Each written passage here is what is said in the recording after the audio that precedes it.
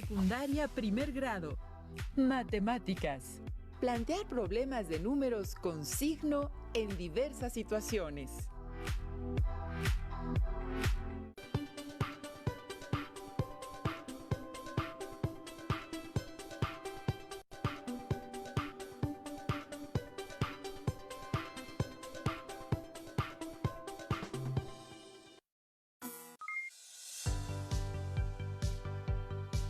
¿Cómo están, estimadas alumnas y alumnos? Soy el profesor Abel González Pedrero. Nos encontramos nuevamente con ustedes en esta sesión de Aprende en Casa 2 de la asignatura de Matemáticas de primer grado. Les recuerdo que soy la profesora Elizabeth Orozco y estamos muy contentos de estar nuevamente con ustedes para dar continuidad a la lección anterior, en la cual aprendimos cómo realizar operaciones con números positivos y negativos. Como lo dijo la profesora Elizabeth, estamos muy emocionados de estar con ustedes y esperamos que se encuentren muy bien en casa y que estas lecciones les sirvan para darse cuenta que las matemáticas son interesantes y divertidas. Antes de comenzar, es importante mencionar que al resolver un problema matemático es fácil confundirse si no llevas un orden. Para evitar que esto suceda, les compartiremos estos sencillos pasos que les permitirá tener una mejor comprensión para la resolución de cualquier problema. Número 1. Lo primero que debes hacer es leer con detenimiento para analizar el problema y comprender tanto el contenido como la pregunta. Número 2. De este análisis, debes extraer y escribir en tu cuaderno los datos que te permitan llegar a una solución satisfactoria. 3. Con los datos, hacemos un planteamiento numérico, eso sí, con claridad y limpieza. 4. Ubica las operaciones necesarias y después resuélvelas. Número 5. Una vez resueltas las operaciones, escribe la solución y no olvides anotar las respectivas unidades. ¡Excelente! Ahora sí, vayamos a revisar el tema de la lección de hoy. En esta lección, reflexionaremos acerca del uso de los números con signo, aplicados en la resolución de situaciones problemáticas en diversos contextos cotidianos. Bien, preparemos nuestros materiales.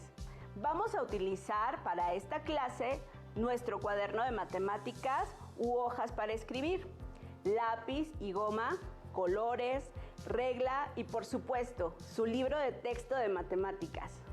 Anoten dudas, inquietudes o dificultades que surjan al resolver los problemas planteados en esta lección. Verán que muchas dudas podrán irse resolviendo al reflexionar sobre los problemas que iremos mostrando durante la clase y posteriormente podrán utilizar su libro de texto como apoyo para consultar las dudas que hayan quedado. Abel, a propósito del tema que estudiaremos hoy, fíjate que durante esta contingencia sanitaria, uno de mis alumnos me envió un video con un problema que no sabe cómo resolver y me parece que para esta revisión queda perfecto. ¿Qué les parece si vemos el video y resolvemos el problema en equipo? ¿Sabías, Emma, que el cormorán imperial es un ave que vive en la Patagonia, tanto del lado chileno como del argentino? Son pájaros monógamos, es decir, que tienen una sola pareja durante toda su vida. Viven en colonias y se alimentan de peces y moluscos. Pero lo más interesante de estas aves es que para pescar se pueden sumergir hasta 50 metros bajo el mar. ¡Qué interesante, Mateo! Resolvamos el siguiente problema sobre esa ave. Un cormorán vuela a 8 metros sobre el nivel del mar y para pescar se sumergió 13 metros. ¿Qué distancia hay entre la altura de su vuelo y su inmersión? Bien, para resolver este planteamiento usaremos la recta numérica, ubicando los datos que tenemos de la siguiente manera. Como saben, para encontrar la distancia entre dos puntos en la recta numérica, debemos obtener la diferencia que hay entre estos. Para ello, debemos plantear la siguiente operación. El 8 positivo corresponde a la altura sobre el nivel del mar a la que vuela el ave y el 13 negativo indica la profundidad a la que llegó el ave. Al obtener la diferencia entre estos dos números, estamos realizando una resta de números con signo. Por lo tanto, debemos cambiar el sustraendo por su simétrico. Entonces, al cambiar el 13 negativo por su simétrico, la sustracción de nuestro problema original cambia a una adición. En este caso, el simétrico de 13 negativo es 13 positivo y la operación queda como 8 positivo más 13 positivo y da como resultado 21. Por lo tanto, la distancia que hay entre la altura del vuelo del ave y la profundidad de su inmersión para pescar es de 21 metros. Esto se puede comprobar sobre la recta numérica de la siguiente manera. Como podemos observar, tomamos en cuenta la distancia tanto de vuelo como de inmersión, representadas con una unidad de referencia que es el nivel del mar.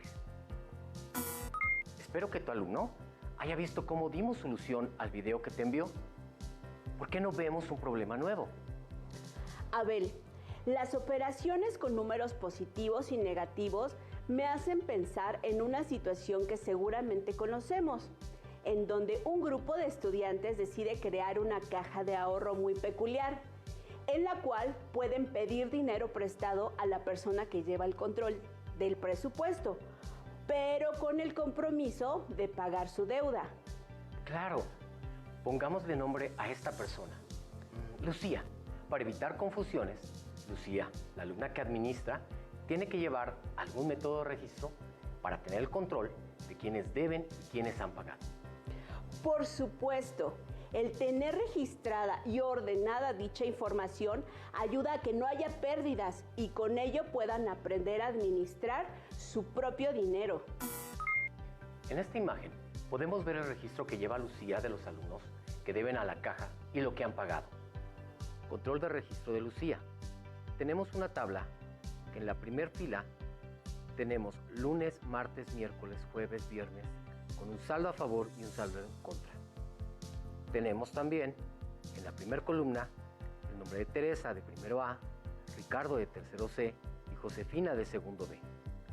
El lunes, Teresa debe 8 pesos con 50 centavos. Ricardo de tercero debe 20 pesos con 50 centavos. Josefina de segundo B debe 12 pesos. Martes, Teresa de primero A paga 10 pesos. Ricardo de tercero C debe 15 pesos. Josefina de segundo B debe 8 pesos. Miércoles, Teresa de primero A debe 9 pesos. Ricardo de tercero C paga 11 pesos con 50 centavos. Josefina de segundo B paga 15 pesos 50 centavos. Jueves, Teresa de primero A paga 15 pesos con 50 centavos. Ricardo de tercero C paga 2 pesos con 50 centavos. Josefina de segundo B paga 2 pesos con 50 centavos. Viernes, Teresa de primero A debe 5 pesos con 50 centavos. Ricardo de tercero C debe 8 pesos. Josefina de segundo B paga 3 pesos. Vamos a calcular si Ricardo de tercero C tiene un saldo a favor o en contra. Para ello, planteamos la siguiente operación. 20.50 negativo más 15 negativo más 11.50 positivo más 2.50 positivo más 8 negativo.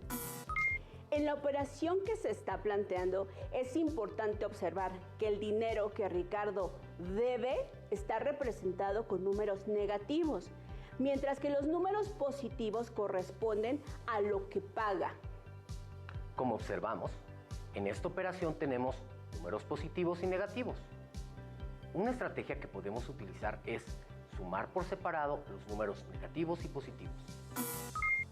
Primero, sumemos los números negativos. 20.50 negativos más 15 negativos más 8 negativos es igual a 43.50 negativos. Ahora sumemos los números positivos. 11.50 positivos más 2.50 positivos es igual a 14 positivos. Por último, podemos sumar estos dos resultados parciales para saber si Ricardo tiene un saldo a favor o le debe dinero a Lucía. 43.50 negativo más 14 positivo es igual a 29.50 negativo. El resultado final es 29.50 negativo. Y si recordamos que estamos hablando de dinero y las unidades son los pesos, entonces Ricardo debe 29 pesos con 50 centavos. Si no llegaron al mismo resultado, puede ser que no hayan colocado correctamente el signo a los números negativos o algún error en operación. Recuerden que cuando sumamos números con el mismo signo, se suman los valores absolutos de los números y el resultado conserva el signo de ambos. Y cuando sumamos números con diferente signo, el valor absoluto del mayor se le resta al valor absoluto del menor y el resultado tendrá el signo del número con mayor valor absoluto. Con este recordatorio que acaba de hacernos la maestra Eli, podemos calcular si la alumna Teresa tiene un saldo en contra o a favor. Hagamos el planteamiento del problema. 8.50 negativo, más 10, más 9 negativo, más 15.50 positivo, más 5.50 negativo. Y sigamos el procedimiento del planteamiento anterior. Así que primero sumamos los números negativos.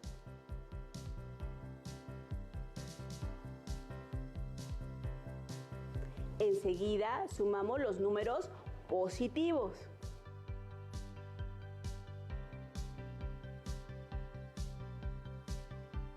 Y como en el ejemplo anterior, por último sumamos los resultados parciales.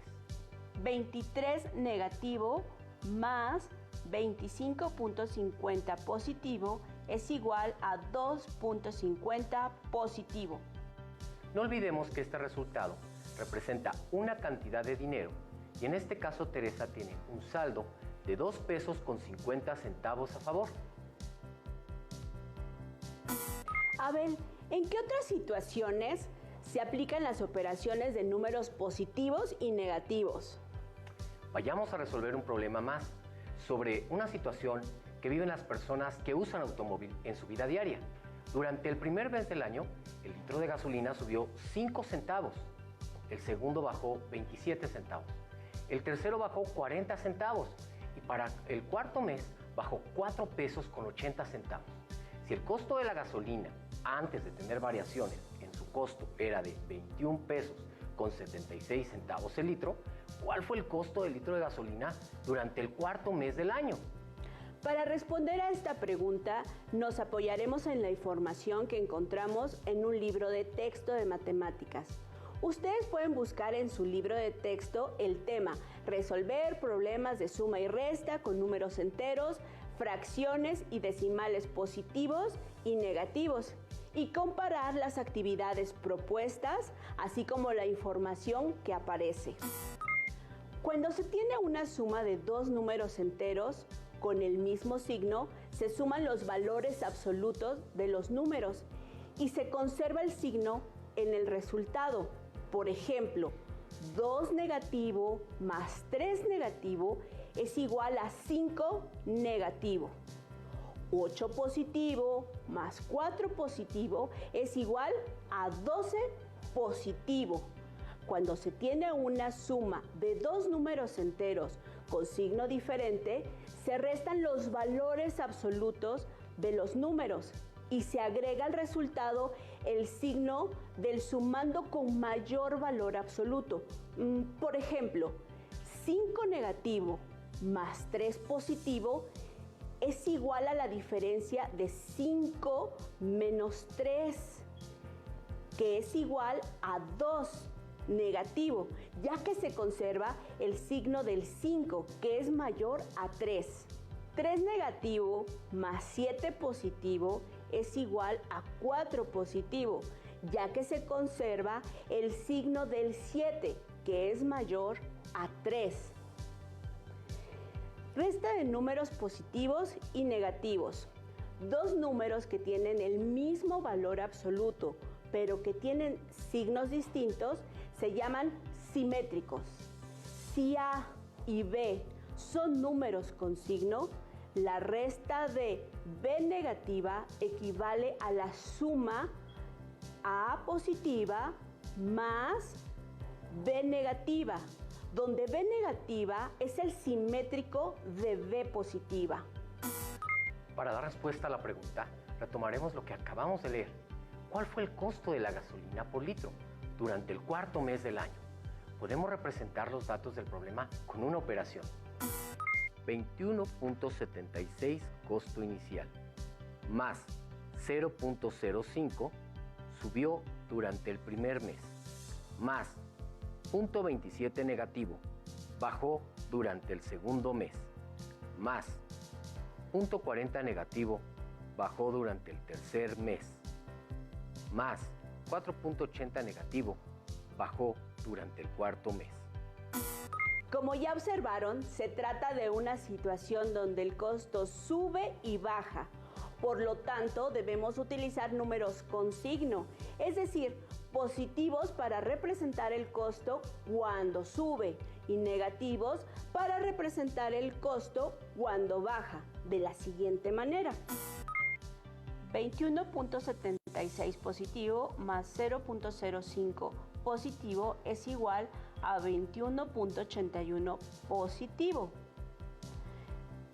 0.27 negativo más 0.40 negativo más 4.80 negativo es igual a 5.47 negativo. 21.81 positivo más 5.47 negativo es igual a 16.34 positivo. Debemos aplicar la misma estrategia que en los ejercicios anteriores. Primero sumamos los positivos y luego los negativos. Por último, realizamos la suma de los resultados parciales.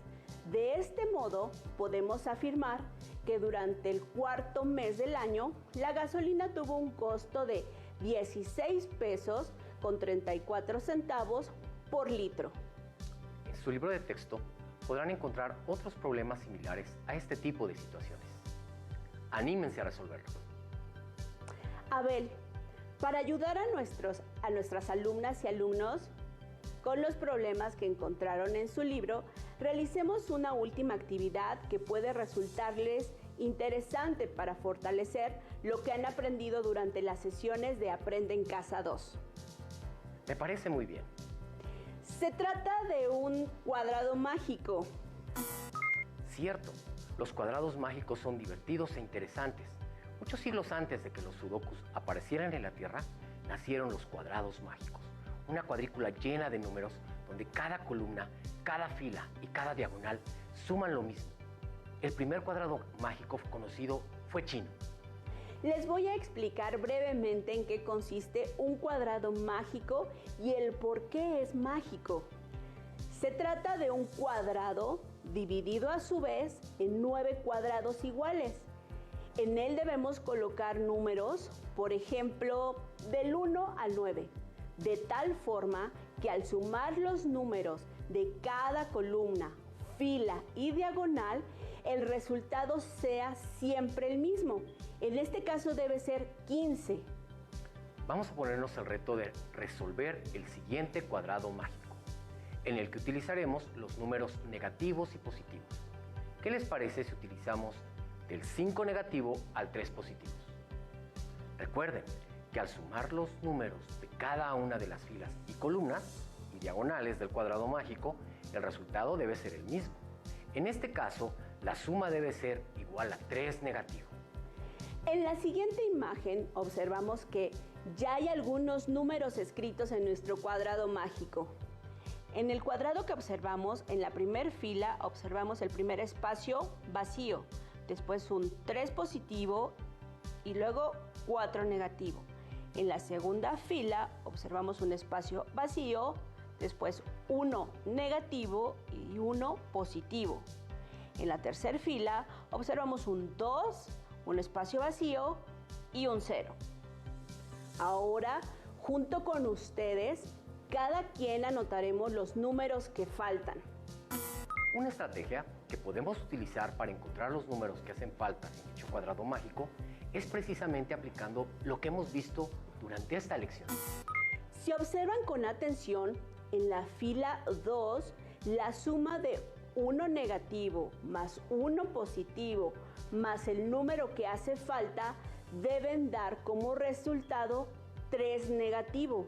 Observamos el cuadro con las mismas características, pero nos vamos a centrar en la fila 2, en donde el primer espacio lo vemos vacío, luego tendríamos que sumar 1 negativo más 1 positivo y el resultado tendría que darnos 3 negativo. En esa misma operación podemos fijarnos que la suma de 1 negativo con 1 positivo da como resultado 0. Continuamos con nuestro cuadrado mágico y encontramos que en la fila 2 tenemos menos 1 y 1.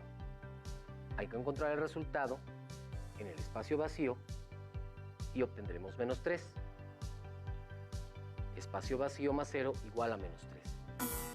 Entonces, ¿cuál es el número que debería ir para que se cumpla la condición del cuadrado mágico del renglón en cuestión?